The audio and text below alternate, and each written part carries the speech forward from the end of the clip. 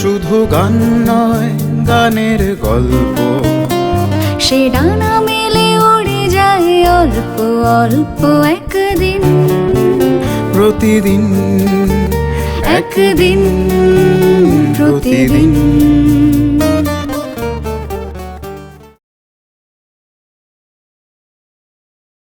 সেই যে ছোটোবেলায় আমরা কোথায় একটা পড়েছিলাম যে বিস্ময়কে ছুঁতে নেই, বিভাদী কিন্তু আজও বিস্ময় আমাদের মতো সাধারণ মানুষদের কাছে, আমাদের মতো সঙ্গীত শিক্ষার্থীদের কাছে। কারণ খুব আশ্চর্য লাগে যখন প্রচার, শুধু প্রচার নয়, সরব আত্মপ্রচার, বা যদি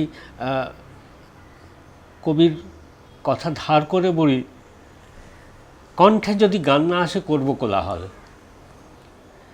এই কোলাহলের মধ্যে কিন্তু বিভা সেনগুপ্তকে খুঁজে পাওয়া যায়নি।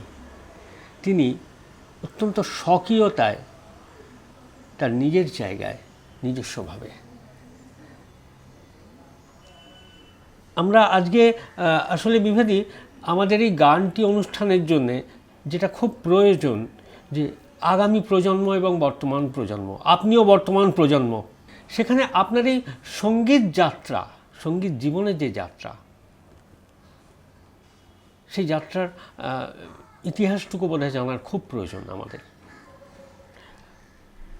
আপনি তো আগরতলার, মূলত ত্রিপুরার আগরতলার, এবং সেইখানকার রাজ পরিবারের সঙ্গে আপনাদের একটা পারিবারিক সম্পর্কই বলা যায়, তার ভালোবাসা, সেইখান থেকে যদি একটু শুনি আমরা। আচ্ছা, আমি সেই বলছি, আমার প্রথম কিন্তু বলা উচিত যে আমি বর্ণের বসা ত্রিপুরা আগরতলায়, এবং গান আরম্ভ গানে শিক্ষা আরম্ভ কিন্তু আগরতলা থেকেই, এবং সেটা আমার মায়ের আগ্রহে। মাই ভীষণ গান ভালোবাসতেন, আর সবসময়ই রামপ্রসাদের শ্যামা সঙ্গীত গেয়ে যাচ্ছে। ছোটোবেলা থেকে ওইটাই শুনছি। ছোট থাকতে তো মা হাঁটছেন, কাজ করছেন, ঘর পরিষ্কার করছেন, রান্না করছেন, খুব ভালো শিব গড়িয়ে পূজা করতেন সারাক্ষণ কিন্তু রামপ্রসাদ। আর আমি তো ছোটো সব চাইতে, মার আঁচল ধরে ধরে ঘুরতাম আর গান শুনতাম। ওগুলি মনের মধ্যে একদম গেঁথে গিয়েছিল। আর পারিবারিক কথা তো একটু বলা দরকার।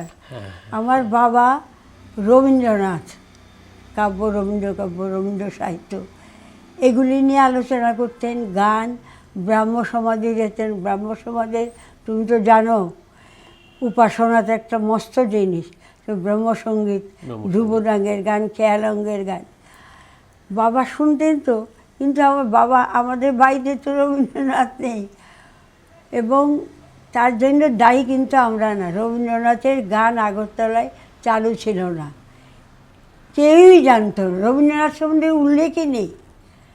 অথচ দুঃখের বিষয় যে গুরুদেব 4-5 বার আগরতলায় গেছেন মহারাজের আমন্ত্রণে। এটা তো পড়েছ নিশ্চয়ই, যে রবীন্দ্রনাথ কিন্তু আর্থিক সাহায্য করতেন রাজ পরিবার থেকে, রাজার দ্বারা। মহারাজকে গুরুদেবকে ভীষণভাবে ভালোবাসতেন। তার যে কোয়ালিটিসগুলি ওনারা খুব উপলব্ধি করতেন, যে এই জিনিস, ওনার জিনিসটা আমাদের ধরে রাখতে হবে, এরকম মানসিকতা রাজ পরিবারে রাজাদের ছিল। এই যে উনি শান্তিনিকেতন, বোলপুর জায়গা এগুলো তো টাকা ছাড়া পায়নি। কোথায় পাবেন গুরুদেব এত টাকা? অনেকেই দিয়েছেন, আমার জানা মতে রাজ পরিবার, ত্রিপুরা রাজ পরিবার। আচ্ছা, কিন্তু ব্যাপার আমার কাছে ছোটোবেলা মনে হতো না, কারণ রবীন্দ্রনাথ তো যাই না। একটা দুটো তো ক্লাসে ওই বাংলা বইতে একটা দুটো কবিতা থাকতো গুরুদেবের, আর কিন্তু তার সম্বন্ধে যে এই গুরুদেব কে, এটা দুঃখের বিষয় যে গুরুদেব সম্বন্ধে একটু বলে দেওয়া, বলেনি। কিন্তু আমি গর্ব করি না, আমি তো টিচার ছিলাম খুব পাড়া গায়ে, কিন্তু গভর্নমেন্টের জুনিয়র স্কুল আর কি, গভর্নমেন্ট এইডেড। এই বাংলা পড়াতাম, হিস্ট্রি পড়াতাম। আমি আমার যতটুকু ক্ষমতা সব সাবজেক্টেরই একটু ছেলে মেয়েদের বলে দিতে হয়। এই প্রসঙ্গে কিন্তু দেখো, শোনো মন দিয়ে, আমার ওখানে গ্রামের স্কুল তো খুব মন দিয়ে শুনতো, আর বলতো জীবনী এইটা তো বুঝতে পারলাম না, আবার বলে। এই ধরনের মানসিকতা ছিল।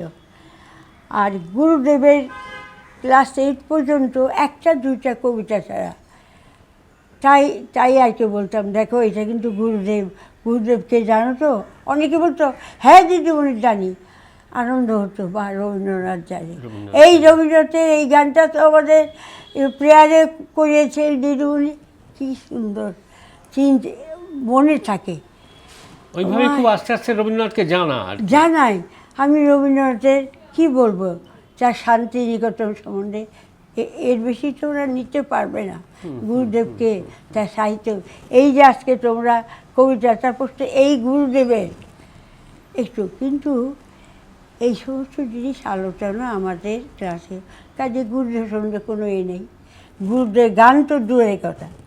আর এই চলছে আমাদের সাধারণ মধ্যবিত্ত পরিবার। আমাদের 5 ভাই, আমরা 3 বোন, আমি সবচেয়ে ছোট।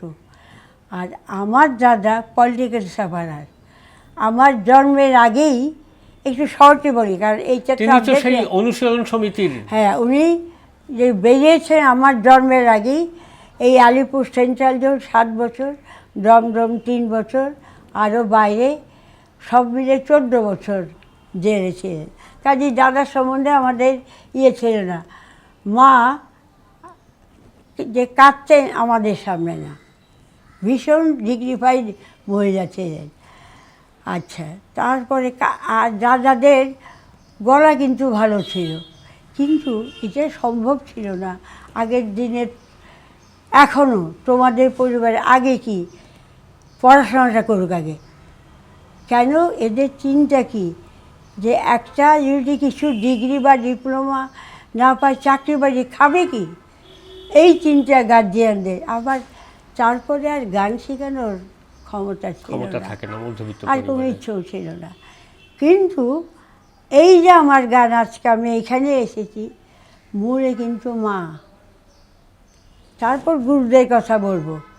মা, আমার তো হারমোনিয়াম ছিল না, ক্লাস 4 5 পড়ি, স্কুল ছুটি পরে ছুটতে ছুটতে গিয়ে বাড়িতে গিয়ে তো খাবো, এসেই ঘরে দেখি কি বেডরুমে আমার খাটের উপরে একটা ছোট্ট আছে একটা হারমোনিয়াম। আমি ভাবি কি খুব, মানে আমি কিন্তু কিছু জিজ্ঞাসা করতে পারছি না কাউকে। মা আমার মনে কাজ করে যাচ্ছে, বলেও না এই দেখো তোমার হারমোনিয়াম, একবারও বলছে না। এই যে আমার আজও রহস্য। আরেকটা রহস্য, সত্যি কথা বলছি, মা যে কীভাবে হারমোনিয়ামটা কিনেছিলেন আমার আজও আমি জানি না। কারণ আমাদের আর্থিক, বললাম তো, মা কী কষ্ট করে কোত্থেকে হারমোনিয়ামটা কিনলে, এটা আমি এখনও ভাবি। এই আমার গান আরম্ভ হলো, কিন্তু মা সবচাইতে যে ভালো গান শেখেন। স্নেহাংশু চৌধুরী। স্নেহাংশু কী করে জানো? উনি কিন্তু সব আমাদের মতন ঘর ছাড়া গান শেখাতেন। উনি শেখাতে আরম্ভ করলেন, দুর্ভাগ্য উনি প্যারালাইজ হয়ে গেলেন। তারপর যাকে দিলেন উনি বিশ্বদেব চট্টোপাধ্যায়ের ডাইরেক্ট ছাত্র, কৃষ্ণজিৎ দেববর্মন। আচ্ছা, উনি কি দেববর্মন পরিবারের সঙ্গে হ্যাঁ, যুক্ত তো একটু ছিলই। এরা লতায় পাতায় থাকে আর খুব যোগাযোগ তো রাখে, কিন্তু খুব উনি পরিবার সম্বন্ধে খুব গর্বিত। আমি দেখতাম একটা খুব, উনি যখন গান শেখেন তখন উনি আর্মিতে কাজ করতেন। পোলো খেলতে গিয়ে পড়ে গিয়ে লোয়ার পোর্শন পেয়ে, তারপর তার কলকাতা থাকা সময়। কিন্তু ঋত্বিক, একটা কথা বলবো, এই বিশ্বদেবের ঘরানার কোনো তুলনা নেই। ওই স্মৃতি আমি এখনও মনে হলে চোখে জল আসে, আমি রাখতে পারিনি বলে। ওই থেকে উনি যে আগরতলায় চলে এলেন, উনি নিজের রচনা আর নিজের সুর সব ওই বিশ্বদেবের ঘরানার। অসাধারণ অসাধারণ যে প্রোগ্রাম, উনি কোথাও বাইরে যেতেন না। খুব এটা অহংকারী একটু হয় নিজের সম্বন্ধে ভীষণ। নিজের বাড়িতে বিশাল হলঘর ছিল, ওখানকার যে চিফ কমিশনার সে পর্যন্ত ওনার প্রোগ্রামে আসতেন। ওই ঘরোয়া পরিবেশ, এই গান আমি ওনার কাছে এমনভাবে শিখেছিলাম, উনি ঠিক করলেন যে আমাকে দিয়ে রেকর্ড করাবেন। তার আগে একটি দেববর্মন ছেলে, অমলকৃষ্ণ দেববর্মন, বইসই ঘাটলে পাবে, উনি ওনাকে দিয়ে রেকর্ড করালেন। এইখানে কলকাতাতে ওরও থাকার রাজপরিবার একটা রাজা সাহেব রাজপরিবার যা এখানে তো বাড়ি ছিল, সেখানে ওদের থাকার কোনো কারণে সুবিধা হলো না, সুধীরলাল চক্রবর্তীর কাছে দিলেন। এই অনেকে থেকে রেকর্ড করা, তখন সবাই বলতো ছোট দেববর্মন। কি তো আমাদের শচীন দেববর্মন তো আগরতলার, জানো তো, আগরতলায় বলতো ছোট দেববর্মন, এত সুন্দর কণ্ঠ। তারপর উনি ধরলেন আমাকে, জান প্রাণ দিয়ে আমাকে, আমারও ওই গান ক্লাসিক বেশ একেবারে আনন্দে। আচ্ছা, আপনি তো তখন খুব ছোট খেয়ালও গাইতেন। ছোট খেয়াল আমি স্নেহসূত্র দিই, ছোট খেয়াল নজরুল, ওই নজরুলের স্বাদ পেলাম আমি। আমার মনে আনন্দে তো নজরুলের গানের স্বাধীনতা এই, সুরটা ঠিক রাখে, তুমি বিস্তার করো যা ভাবে গান, আসল জিনিসটা ঠিক রাখবে, গানের আসল জিনিসটা। যেমন নিশে নিঝুম ঘুম নাহি আসে, হে প্রিয় কোথা তুমি দূর প্রবাসে, এই যে নিশি নিঝুম, এই গানটা কিন্তু ঠিক থাকে, তারপর তুমি বিস্তার করো। কাজী নজরুলের গানের এই স্বাধীনতা পেয়েছিলাম, তাই নজরুল সম্বন্ধে আমার প্রচণ্ড দুর্বলতা।